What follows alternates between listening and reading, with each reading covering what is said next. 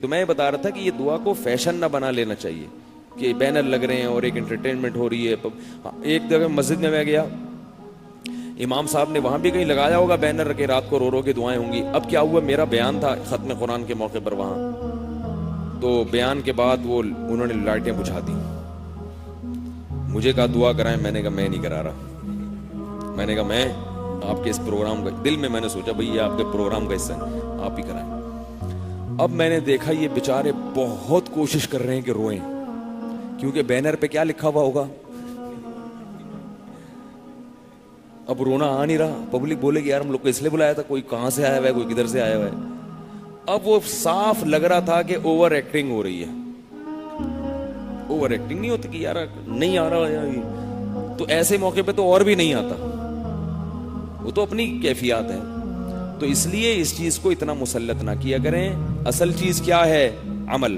اور یہ بھی یاد رکھو, یہ جو اجتماعی دعائیں ہوتی ہیں یہ تو دعا سکھانے کے لیے ہوتی ہیں, تاکہ دعا کے الفاظ یاد ہو جائیں. لوگوں کو یہ نہیں پتا ہوتا مانگنا کیا ہے, دعا کے الفاظ یاد ہو جائیں. لیکن شریعت میں انفرادی دعا کی اہمیت اجتماعی دعا سے زیادہ ہے. اس لیے انفرادی دعاؤں پر زیادہ زور لگایا کرو, اجتماعی کو کم اہمیت دیا کرو. شریعت میں بعض اعمال ایسے ہیں جو اجتماعی سطح پہ زیادہ اہم ہیں, جیسے فرض نماز, جمعے کی نماز, عید کی نماز, ہے نا. کیا خیال ہے بھائی, تراویح کی نماز, ان میں اجتماع کی زیادہ فضیلت ہے. بعض اعمال ایسے ہیں جو انفرادی زیادہ اہم ہیں. تہجد کی نماز یہ جماعت سے اہم نہیں ہے, بلکہ نبی صلی اللہ علیہ وسلم کا کمرہ مسجد کے بالکل متصل تھا, مگر آپ تہجد اپنے گھر میں پڑھتے تھے, مسجد میں نہیں پڑھتے تھے. سمجھ آئی بات, مسجد میں نہیں, کہاں پڑھتے تھے, گھر میں, تنہائی میں بالکل. اشراق کی نماز 2 رکعت جماعت سے ہے, یہ انفرادی ہے, انفرادی ہے.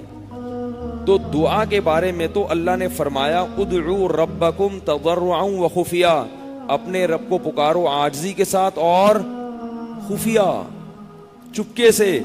کل بتایا نا زکریا علیہ السلام نے اذ نادى ربہ نداء خفیہ, چپکے سے پکارا اپنے رب کو, چپکے سے. تو دعا میں جو مطلوب ہے وہ کیا ہے, عاجزی ہو اور چپکے سے ہو, اور چیخو پکار نہ ہو. بعض لوگ کیا کرتے ہیں دعاؤں میں آج کل ایک چیخو پکار کا ماحول بن جاتا, ہاں ہو ہاں, دھاڑے مار مار کے ہاں ہو. یہ صحیح نہیں ہے. منصوص ہے قرآن میں ادعوا ربکم تضرعا وخفیا. آگے فرمایا انہ لا یحب المعتدین, اللہ حد سے تجاوز کرنے والوں کو پسند نہیں کرتا. تو یہاں حد سے تجاوز کا مطلب کیا ہوا ہے, چیخو پکار, ہاں ہاں, باہر کے اسپیکر بھی آن اور ادھر کے اسپیکر بھی آن, اور پوری دنیا ہاں ہو ایک لگا ہوا ہے. وہ جیسے ہوتا ہے نا ایک ماتم کی سی کیفیت بن جائے, یہ نہیں ہے بھائی, اس میں پسندیدہ نہیں ہے. تو اس لیے پتہ ہے آپ کو اتنا اس میں اہمیت ہے کہ امام ابو حنیفہ رحمۃ اللہ علیہ جو کہتے ہیں نا کہ آمین آہستہ کہو. فقہ حنفی میں ہے نا کہ آمین, امام کے پیچھے آمین کیا کہیں گے, آہستہ سے. کیوں؟ بعض حضرات جو کہتے ہیں جہرن آمین ہے, وہ دلیل دیتے ہیں کہ رسول اللہ صلی اللہ علیہ وسلم سے ثابت ہے کہ آپ نے زور سے آمین کہی ہے. یہ صحیح حدیث ہے, بالکل صحیح حدیث ہے کہ آپ صلی اللہ علیہ وسلم نے زور سے آمین کہی. امام حنیفہ پھر زور سے کے قائل کیوں نہیں ہے؟ امام صاحب سب سے پہلے کس کو لیتے ہیں, قرآن کو. وہ کہتے ہیں قرآن مجید میں آتا ہے کہ اپنے رب کو پکارو آہستہ سے, اور آمین کیا ہے, دعا ہے. آمین کا مطلب ہے اللہ اس دعا کو قبول کر لے, یہ بھی تو دعا ہے نا. تو اس لیے کیسے مانگی جائے گی, آہستہ. رہا یہ کہ نبی نے کیوں زور سے, نبی سے پابندی ہمیشہ زور سے مانگنا ثابت نہیں. وہ کہتے ہیں ایک حدیث میں آئے نا زور سے مانگی, تو وہ نبی نے تعلیم کے لیے, تاکہ پتہ چل جائے کہ جیسے کہ نبی صلی اللہ علیہ وسلم نے ظہر کی نماز میں چند آیتیں جہرن تلاوت کی آپ صلی اللہ علیہ وسلم نے, حالانکہ ظہر میں تلاوت آہستہ ہے, زور سے, لیکن آپ نے کی ہے تاکہ پیچھے لوگوں کو پتہ چل جائے کہ کیا پڑھ رہا ہوں میں. نماز میں تلاوت بھی ہوتی ہے. نبی کے بعد اب کسی کو اس کی اجازت کیوں نہیں ہے, اس لیے کہ بس سب کو پتہ چل گیا ہے, اب یہ بات پھیل گئی ہے. تو اسی طرح وہ کہتے ہیں کہ نبی صلی اللہ علیہ وسلم نے اگر 1-2 مرتبہ زور سے آمین کہہ دی, یہ سکھانے کے لیے امت کو.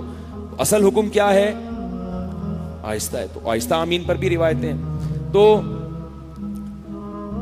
اتنی اہمیت ہے اس کی کہ دعا کیسی ہونی چاہیے, آہستہ ہونی چاہیے اور چپکے سے ہونی چاہیے. تو اس لیے آپ لوگ بھی معمول بنائیں اس کا, رات کی تنہائیوں میں اللہ سے اٹھ کے دعا مانگنے کا معمول بنائیں. اس دعا کی اگر عادت پڑ گئی تو مزے ہی مزے ہیں. پھر جسے پنجابی میں کہتے ہیں موجاں ہی موجاں, کیونکہ جس کو دعا کی کثرت کی عادت پڑ جائے نا, اس کا بس بیڑا پار ہو گیا, سمجھو وہ بیڑا پار ہو. کیونکہ اللہ کے سامنے گڑ گڑانے کا اتنا فائدہ ہے کہ وہ ہو ہی نہیں سکتا کہ اللہ اس کو نہ دیں, ہو ہی نہیں سکتا. اور اللہ نے ایک اصول بنایا ہے کہ جو مانگ رہے وہ نہیں دیا تو کچھ اور دے دوں گا.